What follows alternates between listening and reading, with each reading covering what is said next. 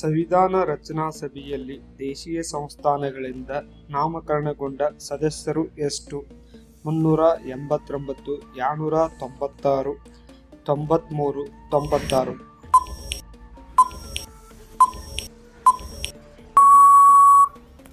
ಸರಿಯಾದ ಉತ್ತರ 93 ಸದಸ್ಯರು.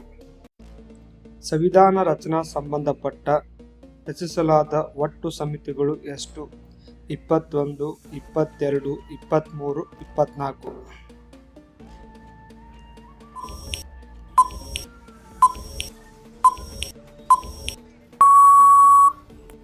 ಒಟ್ಟು 22 ಸಮಿತಿಗಳು. ಸರಿಯಾದ ಉತ್ತರ. ಭಾರತ ಸಂವಿಧಾನ ರಚನಾ ಸಭೆಯಲ್ಲಿ ದಯೆಗಳ ನಿರ್ಣಯವನ್ನು ಮಂಡಿಸಿದವರು doctor B R. Ambedkar, Motilal Nehru, B N. Rao, Jawaharlal Nehru.